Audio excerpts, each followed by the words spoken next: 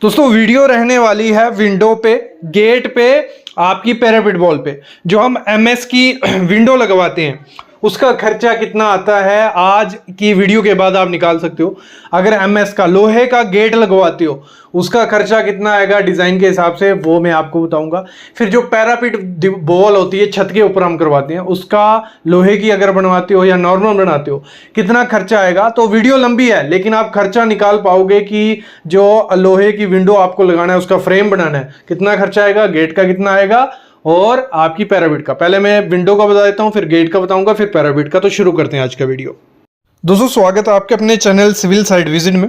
सामने आप देख रहे हो एमएस की जो ग्रिल रहती है इसको लगाने का खर्चा कितना आता है। अगर हम पकड़े 4x4 की ग्रिल लगानी है आपको या 4x6 की, तो ये इसका खर्चा आज इस वीडियो में मैं आपको बताने वाला हूँ। और साथ में अगर हम बात करें ज़रूरी क्यों है, ज़रूरी इसलिए है कि सेफ्टी पर्पस के हिसाब से भी ठीक है। और अगर आप जब दीवार में ओपनिंग छोड़ते हो, मतलब आपने 4x6 का जगह छोड़ी, जहाँ 6x6 की या 5x6 की जितनी भी जगह छोड़ी, तो उस जगह पे अगर जो लोड आएगा ब्रिक का या स्लैब का पर केजी के हिसाब से रेट लेते हैं। फिर बात करते हैं मटेरियल। विद मटेरियल अगर आप लगाओगे, मैं नॉर्थ की बात कर रहा हूँ, यहाँ 90 रुपये से लेके 110 रुपया पर केजी लेते हैं, जिसमें विद मटेरियल होता है। लेबर भी उनकी, मटेरियल भी उनके। लेबर कौन सी? जो इसको बनाएगी, फिक्स नहीं करेगी, जो इसको बनाएगी वो आपको 90 से 100 रुपया पर केजी के हिसाब से मिल जाएगा। अगर हम पकड़ते हैं, मैं आपको इसका थ्योरेटिकल करके दिखाता हूं। देखो एक एग्जांपल पकड़ते हैं। अगर 4x6 की विंडो है, लेकिन देखो जब दुकान पे उसको रेट बनाया जाता है उसका वेट किया जाता है, उसका वजन किया जाएगा। लगा लो लमसम जितने हिसाब से, जिस हिसाब से आप एंगल लगाओगे, बॉक्स सेक्शन लगाओगे, उस हिसाब से केजी निकलेगा। हमने पकड़ लिया 4x6 की विंडो थी हमारी, उसका 90 किलो वेट हुआ। कितना? 90 किलो। और इस समय रेट चल रहा है जो 90 से रुपये, मैंने स्टार्ट 90 से 110 रुपया, तो 100 रुपया हम रेट पकड़ लेते हैं। तो 9,000 रुपया हमारा किसका खर्चा आ जाएगा? 4x6 की विंडो अगर हम एमएस की लगवाते हैं। मतलब क्या? सिर्फ जो अंदर का फ्रेम रहता है। ये रेट जो है, रेट यही पकड़ना है, बाकी वेट पे होगा किस हिसाब से। और मैंने जैसे आपको कहा, डिजाइन कभी भी कॉम्प्लिकेटेड मत रखो, सिंपल सा रखो। हमने करना क्या है उसके लिए कि अंदर कोई नहीं आ जाए, सेफ्टी के पर्पज से रखना है कि अंदर घुस ना पाए और इजिली टूटे नहीं। बाकी साइड पे जो रखा है बॉक्स सेक्शन रखोगे तो अच्छा रहेगा, क्रैक्स आपके घर में नहीं आएंगे, प्रॉपर से लोड डिस्ट्रीब्यूट हो जाता है। अगर एंगल रखते हो तो उसके झुकने का डर रहता है और क्रैक्स आपके घर में आ सकते हैं। ये चीज आपको हमेशा ध्यान रखनी। तो गेट लगाने का कितना खर्चा आपको पड़ेगा, मैं बात कर रहा हूं एमएस की जो पाइप का गेट आता है, जहां जो आपने स्टील और लकड़ी का गेट बनवाते हैं, या सिर्फ जो आयरन का गेट बनता है। आज 3 गेट्स के बारे में बात करने वाला हूं। मोस्ट इंपॉर्टेंट चीज़ रहेगा, जैसे सामने आप गेट देख रहे हो, इसको बनाने में आपका कितना खर्चा आ जाता है। देखो अगर मैं बात करूं इस गेट को बनाने का जो इस समय खर्चा चल रहा है, अगर आप टाटा की पाइप यूज़ करते हो, जिंदल की पाइप यूज़ करते हो, बॉक्स सेक्शन करते हो, और ये जो स्टील इन्होंने लगाया है 202 ग्रेड है, 304 ग्रेड नहीं है, तो इसमें आपको लमसम इस समय जो रेट चल रहा है मार्केट में वो चल रहा है 100 रुपया से लेके 105 रुपया केजी के हिसाब से। कितना? 100 रुपया केजी पकड़ के चलो। अगर आपका 100 किलो का गेट होता है तो 100 पकड़ लो, कोई 10,000 रुपये का आपका गेट बनेगा। अब वैसे 200 किलो का होगा, 300 किलो का होगा, तो आपको अप्रॉक्स उतना खर्चा पड़ जाएगा, क्योंकि 100 रुपया किलो इस समय एमएस की जो बॉक्स पाइप्स लगती हैं उसका रेट इस समय मार्केट में चल रहा है। और ये मैं बात कर रहा हूँ विद मटेरियल। और जैसे जैसे क्या होता है, जितना कॉम्प्लिकेटेड गेट आप दिखाओगे, थोड़ा डिज़ाइन ज़्यादा हो गया, तो 110 रुपये हो जाता है, फिर 120 रुपये हो जाता है। मटेरियल प्लस लेबर दोनों का रेट इस समय चल रहा है। सिर्फ अगर मटेरियल की बात करें, 70 से 80 रुपया आपका मटेरियल का सिर्फ लगता है, बाकी 30 से 40 रुपया लेबर का खर्चा है। देखो एक थंब रूल मैं बताता हूँ आपको। अगर एमएस का गेट है, पाइप वाला गेट है, मतलब थंब रूल है, लमसम आपका आइडिया लग जाएगा, निकल जाएगा आपका रेट। 1 स्क्वायर फीट में अप्रॉक्स 4 केजी हमारा वेट होता है गेट का। किसका? एमएस माइल्ड स्टील का। और जिसमें पाइप यूज़ है, शीट यूज़ है, या एमएस के हैंडल यूज़ हैं, तो लमसम पकड़ लो 1 स्क्वायर फीट में 4 केजी हमारा होता है। तो हमने एग्जांपल ले ली, हमारा गेट है 8 फुट उसका चौड़ाई है, 2 पड़ले वाला गेट है, लगा लो, ठीक है, और 7 फुट उसकी हाइट रखी। आपका जितना भी हो, 1 पड़ले वाला है 6 फुट है, 7 फुट है, 8x7 का हमारा गेट है, वो हुआ 56 स्क्वायर फीट। कितना? 56 स्क्वायर फीट हमारा एरिया हुआ। अगर हम पकड़ते हैं 1 स्क्वायर फीट में 4 केजी होता है, 56 में हमारा 56 इंटू 4 करेंगे, 224 किलो हमारा गेट हो गया। कितना? 224 किलो। ये लमसम लगा लो, 224 किलो गेट हो गया। और 120 रुपये अगर हम रेट पकड़ते हैं, जैसे मैंने कहा 105 भी रेट चल रहा है, 110 भी, 120 भी, 130 भी। ये डिपेंड है लोकेशन पे, आपके डिज़ाइन पे, क्या क्या मटेरियल यूज़ कर रहे हो, क्योंकि कोई एक्यूरेट नहीं है। कोई ये होगा कि आपने डोर देख लिया, एक मेन गेट देख लिया, ऐसा बना लो, वो रेट चल रहा होगा 110, तो वो सेम 110 बना के देगा।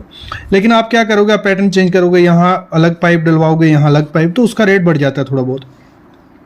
मैं 120 रुपये रेट पकड़ के चल रहा हूँ। जो सामने आपने गेट देखा था स्टार्टिंग में, वो 30,000 रुपये का गेट था। कितना? 30,000 रुपये का। तो 224 किलो हमारा है, 120 रुपये मैंने रेट पकड़ा, तो 26,880 रुपये हमारा खर्चा आ जाएगा 8x7 के गेट को, MS का गेट होगा। तो इस हिसाब से आप एक कैलकुलेशन कर सकते हो। और अगर हम स्क्वायर फीट में बात करें, जैसे आप सामने गेट देख रहे हो जिसमें MS भी है, पतरी पाइप भी है, स्टील भी है और जो डिज़ाइन भी है, तो ये थोड़ा कॉस्टली आपको पड़ता है। और ये HPL का गेट है, तो इसमें आपको 1500 से 1600 रुपये पर स्क्वायर फीट पड़ता है। मतलब ये थोड़ा कॉस्टली गेट रहता है, क्योंकि इसमें आपको पूरा फिनिशिंग के साथ पेंट वेंट करके दिया जाएगा।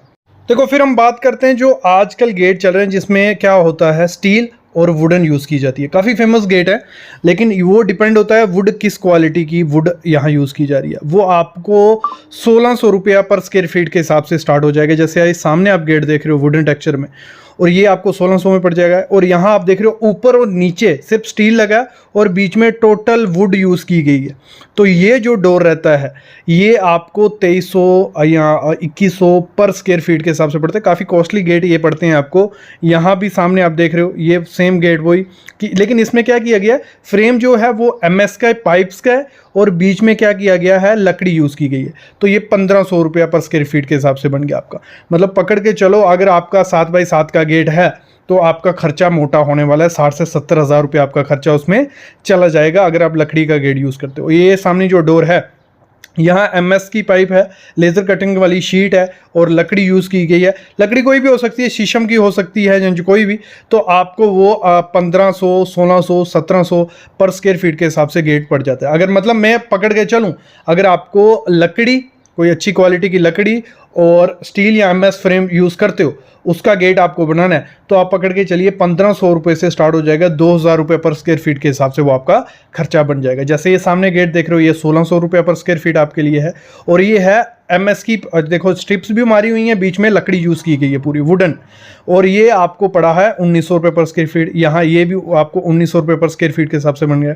तो ये आपका हो गया। जब आप स्टील का गेट बनाने जाओगे, जो स्टील रहता है, आपने जैसे पैटर्न सामने देख रहे हो, ऐसा पैटर्न देखा होगा, ये आपको 1100 से 1200 रुपया पर स्क्वायर फीट के हिसाब से मार्केट में देखने को मिलेगा। तो पैरापिट वॉल रहती है, उसका डिज़ाइन भी आपको दिखाऊंगा। 2-3 किस्म के डिज़ाइन रहेंगे, जो आप सिंपल और सस्ते डिज़ाइन रहते हैं, वो आप अपने घर पे बना सकते हो। ऐसे उसका लेबर रेट चल रहा है कि अगर आपको पैरापिट वॉल बनानी है 1000 स्क्वायर फीट का, 2000 स्क्वायर फीट का, अगर उस पर 3 फीट की हाइट हमें रखनी होती है, उस पर कितना खर्चा आएगा, लेबर रेट क्या पड़ेगा।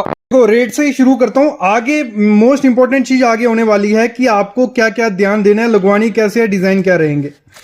तो एक हम पकड़ लेते हैं, 20 फुट हमारी ऐसी है छत, ठीक है, और 50 फुट ऐसा है हमारा छत, ठीक है। तो इसमें हमें रेलिंग करनी, वो करनी है, पैरापिट वॉल बनानी है, और बीच में हमने डिज़ाइन दे देना है कोई भी। 20, ये 20 फुट, ये 20 फुट, ये 50 फुट, ये 50 फुट, इन सबको क्या करना है, आपको पहले प्लस कर लेना। जब आपने प्लस कर लिया तो आया 140 फुट, 140 रनिंग फुट, और हाइट हमने रखी है 3 फुट, और आपको 3 फुट ही रखने को, ज़्यादा कोई ज़रूरत नहीं है, 2.5 से 3 फुट रख सकते हो। तो हमें स्क्वायर मीटर निकालना होता है, क्योंकि रेट होता है इसका स्क्वायर मीटर में आता है, लेबर रेट में अभी बता रहा हूँ। तो 140 × 3 करेंगे, 420, कितना हो गया, 420। और रेट चल रहा है 14 रुपये, 15 रुपये पर स्क्वायर फीट लगाने का रेलिंग। तो आ गया हमारा दोनों 420 को मल्टीप्लाई किया 16, 6720 हमारा लेबर रेट लग जाएगा उस रेलिंग को लगाने में। अब इसका ब्रिक का क्या होता है, ब्रिक आपकी है, और जो बीच में ये पाइप्स यूज होती हैं, इनका क्या है, ये केजी के हिसाब से आती हैं। जो बीच में डिज़ाइन आपने देखा स्टार्टिंग में भी, ये आपका केजी के हिसाब से आएगा। ये वाला, ये आप लाओगे, इस समय रेट चल रहा है 90 से 100 रुपया केजी।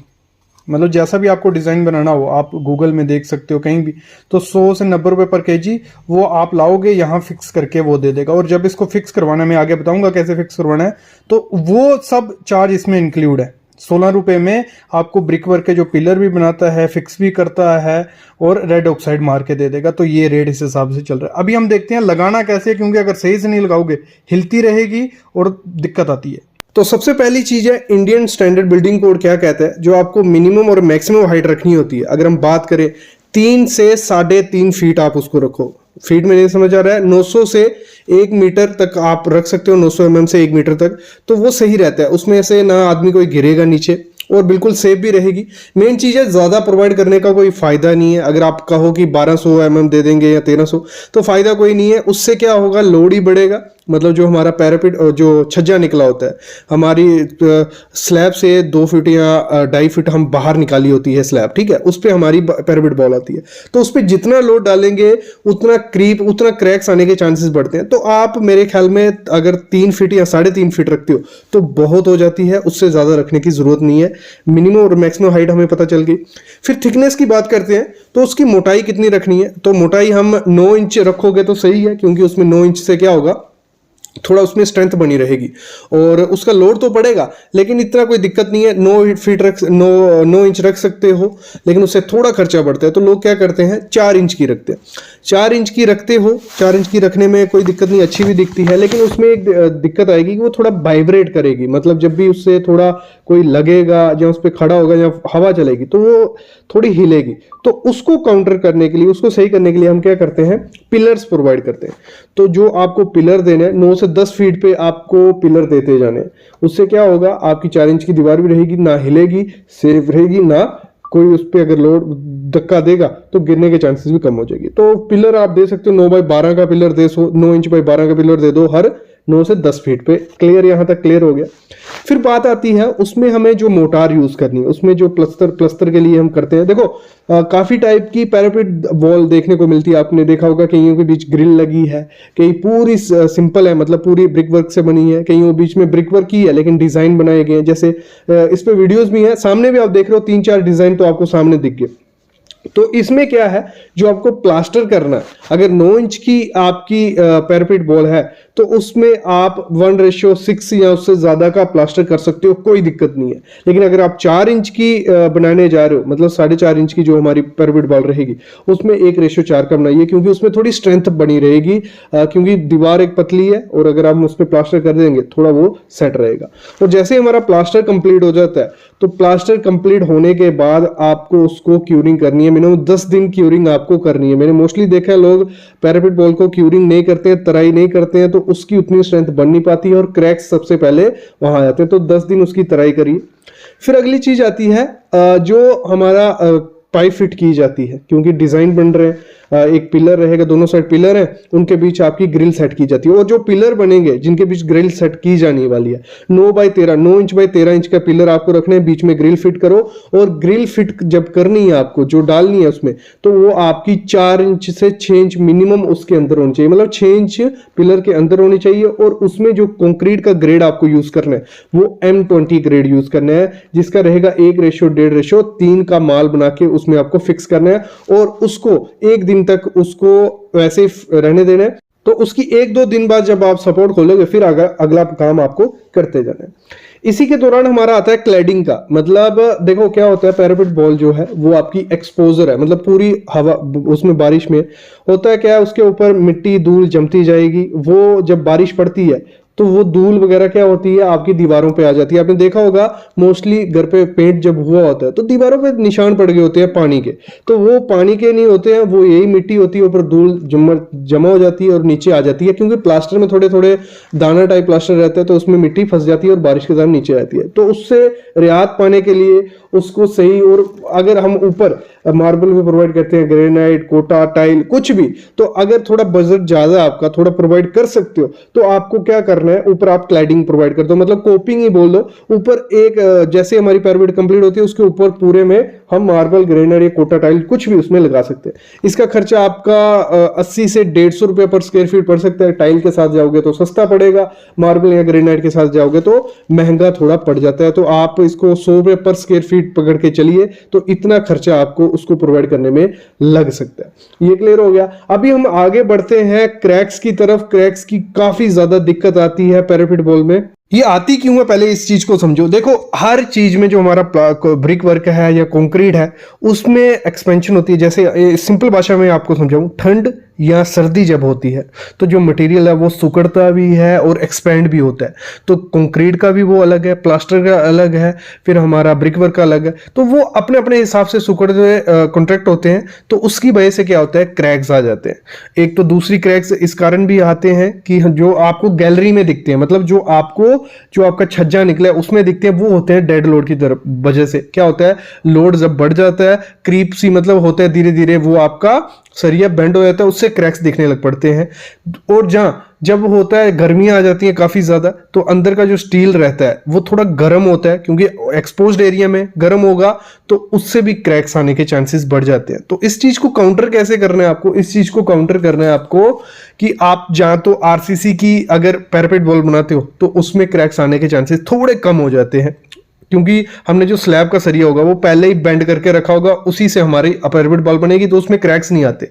लेकिन वो थोड़ा खर्चा बढ़ जाता है। अगर क्रैक्स आ चुके हैं, उन क्रैक्स को भरिएगा कैसे, उनको भरो आप जो डॉक्टर फिक्सिट की एक्स पेस्ट आती है, मतलब एक श्रिंकेज फ्री पेस्ट होगी डॉक्टर फिक्सिट की, वो आप मार्केट से ले आइए, उसको फिल करिए, उसके ऊपर फिर से प्लास्टर आप कर सकते हो। जब प्लास्टर कर रहे हो, जहां जहां जॉइंट्स हैं, जहां जहां मतलब कंक्रीट के साथ ब्रिक वर्क का जॉइंट बनता है, तो वहां पे आप जो मुर्गा जाली या चिकन मैश जिसे बोलते हैं वो लगा के उसके ऊपर प्लास्टर कर सकते हो। तो ये सब चीजें अगर आप फॉलो अप करोगे तो आपकी जो पैरापेट वॉल होगी वो सबसे बेस्ट बनेगी। मेन चीजें यही होती हैं, अगर इनको फॉलो अप करते जाते हो तो आपको हो सकता है। बाकी आप डिजाइन की बात कर रहे हो, सामने डिजाइन आप फॉलो कर सकते हो। और इनको ये नहीं है कि कमेंट्स आते हैं सर ये डिजाइन फॉलो कैसे करें, आप समझाइए, तो आप एक बार मिस्त्री को दिखाओगे तो वो आपको वैसा डिजाइन बना के दे देंगे। और ग्रिलिंग जो ग्रिल रहती है उसके बीच की डिस्टेंस इतना रखिए कि कोई बीच में से निकल ना पाए। आप पकड़ के चलिए 6 इंच आप बीच में डिस्टेंस रखिए दोनों के, 6 इंच से ज्यादा मत रखिए। बाकी इन डिज़ाइन को आप फॉलो कर सकते हो, काफ़ी अच्छे डिज़ाइन है। और यही वीडियो थी आज की, तो आई होप आपको पसंद आई होगी। वीडियो पसंद आई है तो लाइक करना, बाकी चैनल को सब्सक्राइब करके रखो, बेल आइकन दबा के रखो, यहाँ पे प्रैक्टिकल नॉलेज और बेसिक नॉलेज आपको मिलता रहेगा। Thank you guys.